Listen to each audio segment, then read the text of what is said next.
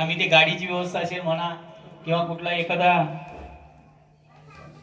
एखाद्या हे द्यायचं असेल, निवेदन द्यायचं असेल तर कसं लिहावं हे आम्ही ह्यांच्याकडून शिकलो. त्याच्यामुळे मी पहिल्या प्रथम रेणुशे साहेबांचा खास ऋणी आहे. बरीच वर्ष झालं या काळवई गाव विठ्ठलवाडी गावामध्ये यायची माझी इच्छा होती, पण योग यावा लागतो. आणि आज असं झालं की आपल्या वैद्यकीय मदत कक्षामध्ये, मी आमचा म्हणणार नाही, आपला सगळ्यांचा वैद्यकीय मदत कक्ष आहे. या वैद्यकीय मदत कक्षामध्ये काम करत असलेल्या तुमच्याच गावातील काही तरुण, काही वयोवृद्ध माझ्यासोबत जे काम करतात त्यांच्या आग्रहाखातर मी या ठिकाणी उपस्थित झालो. तुम्ही एवढ्या मोठ्या मनाने माझा सत्कार केला त्याबद्दल तुमचं सगळ्यांचा आभार मानतो. वैद्यकीय मदत कक्षाच्या बाबतीत सांगायचं झालं, माणसाला जेव्हा जाग येते तेव्हा त्याला पाण्याची खरी गरज लागते. कोरोना काळात मला स्वतःला 2 वेळा कोरोना झाला आणि कोरोना झाल्यानंतर खऱ्या अर्थानं माणसातली माणुसकी काय असते ही त्यावेळी मला कळली. रणीशे साहेबांनी सांगितल्याप्रमाणे मी एक सर्वसामान्य कुटुंबातला, आजपर्यंत चांगली डिग्री घेऊन पास झालेला, समाजकार्यात कसा आलो, माझ्या घरी रणीशे साहेबांना माहिती आहे की माझ्या आई ही 40 जण खानावळी होते आणि त्या 40 खानावळ्यांचं जेवण लाटायचे आणि त्यांचे डबे पोचून मी उच्च शिक्षित झालो. म्हणजे गरिबी काय असते ही मी चांगली पाहिलेली आहे. आणि ह्या गरिबीतून बोध घेताना करोना काळात जेव्हा मला 2 वेळा कोरोना झाला तेव्हा माझ्या घरातला कोणी माणूस माझ्या जवळ नव्हता, मला जेवायलाही कोणी देत नव्हतं.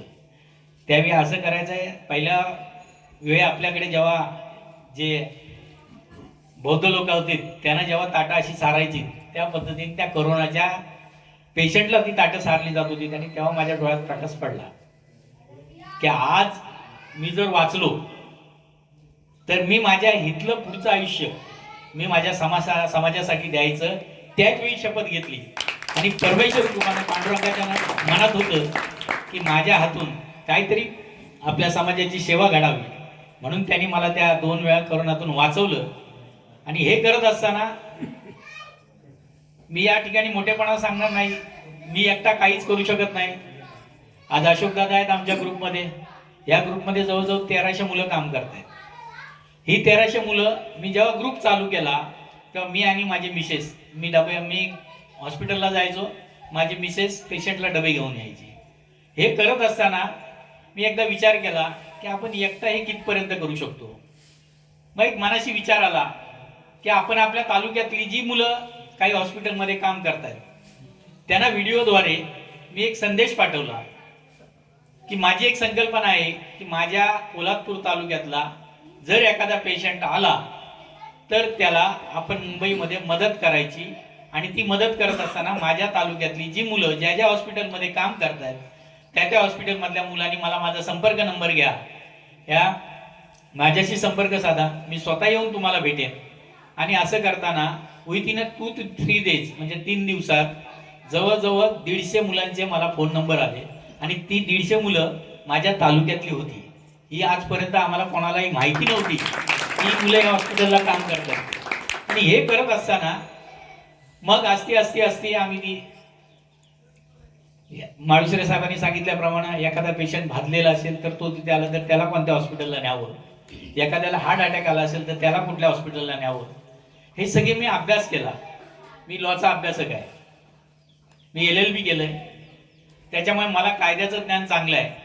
आणि कायद्याचं ज्ञान असल्यामुळे कोणत्या हॉस्पिटलला मला कोण फसवू शकत नव्हतं.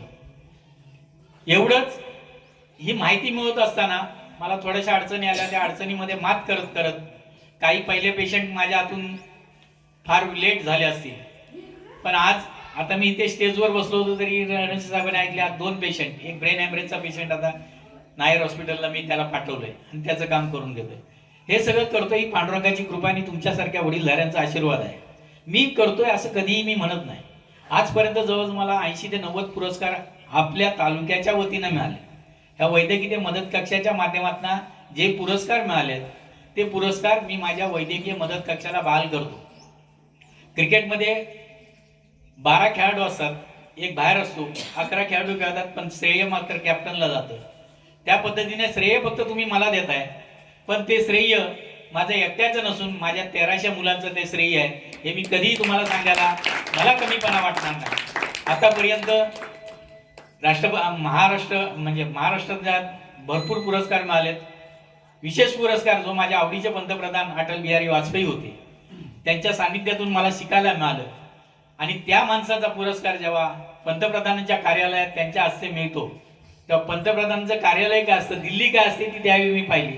आणि तो पुरस्कार घेताना त्याही मी माझं भाषण सांगताना मी त्या पंतप्रधान कार्यालयात भाषण केलं. त्यावेळी मी ते सांगितलं, हा पुरस्कार माझा ना, माझ्या तालुक्याचा आहे.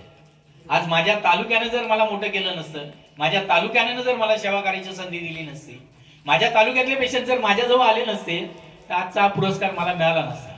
पुरस्कार कधी कोणाला मिळतो, त्याच्या 2 अंग आहेत. पुरस्कार एक तर विकत घ्यावा लागतो किंवा सेवा करून पुरस्कार. पण ती सेवा करत असताना ती माणसं जर आपल्या जवळ आली आणि त्यांनी जर आपल्याला सांगितलं की माझा हा प्रॉब्लेम आहे, हा प्रॉब्लेम तुम्ही सॉल्व्ह करून द्याल का, आणि तो जर सॉल्व्ह करून आपण त्यांना सेवा मदत केली, तर तो माणूस आज साहेब, मी माझं मोठेपणा सांगणार नाही किंवा कमीपणाही सांगणार नाही, माझ्याकडे बँक बॅलन्स काही नसेल, पण ज्यावेळी माझ्यावर प्रसंग येतो त्यावेळी जी माझ्या मागे माणसं उभी राहतात, अशी चांगली सोन्यासारखी माणसं जेव्हा माझ्या मागे उभी राहतात, तीच खरी माझी बँक बॅलन्स आहे. मला सगळे म्हणतात, साहेबांनी सांगितलं, कोणी काय सांगितलं की हे पाहिजे, देतो ना, मी म्हणतो देतो, पण तो परमेश्वर देतोय ना मला, कुठून ना कुठून देतो. मी कुठला देणार, मी काहीच देत नाही.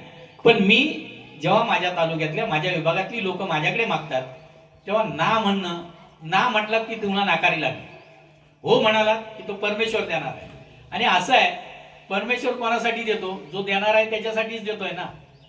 सागराचं पाणी दिलं, एखाद्याला सागर दिला, त्या सागरातलं पाणी थोडंफार दिलं तर ते सागर आटणार नाही. आज माझी मुलं तिन्ही ग्रॅज्युएट आहेत, चांगल्या उद्योगात 1.5 लाख रुपये पगार घेत आहेत. मग मी आता त्यांना सांगितलं, माझं उर्वरित साहेब सांगितल्याप्रमाणे 61 समाजा आपण आपल्या कुटुंबात साजरी करायची असते. माझं मरण हे जेव्हा मला कोरोना झाला त्याच वेळी झालं. आज माझी 5 वर्ष झालेत ना, ही 5 वर्षच फक्त माझं वय आहे. माझं 61 वर्ष वय नाही, माझं वर्ष 5 आहे. पूर्वीचं आयुष्य माझं संपलेलं आहे. आणि हे जे मी आजचं आयुष्य काढतोय, हे मी माझ्या समाजासाठी मला काढायचं. माझी एक संकल्पना आहे, तुम्हाला सगळ्यांना सांगतोय. साहेब तुम्हीही लक्ष द्या, तुम्ही वैद्यकीय क्षेत्रात काम करताय, अशोक दादा आहेत, तुमच्या गावातले चांगले सुशिक्षित मुलं आहेत. ह्या तालुक्याची व्यथा मला एक फार सतावते. ती कुठली, माझ्या तालुक्यातला एखादा माणूस आजारी पडल्याच्या नंतर त्याला तालुक्यात चांगलं सुसज्ज असं हॉस्पिटल नाहीये. एखाद्याचा ऍक्सिडेंट झालं तर त्या ऍक्सिडेंट मधला माणूस जर जागेवर असेल, तो वाचण्यासारखा असतो, पण तो वाचत नाही. याचं कारण असं की याच्या आमच्याकडे कोणत्या सुविधा नाही. आणि मी पांडुरंगा समोर सांगतो तुम्हाला, मला माझ्या तालुक्यासाठी एक सुसज्ज असं हॉस्पिटल करायचं आहे. ते सरकारी दवाखाना नको आहे.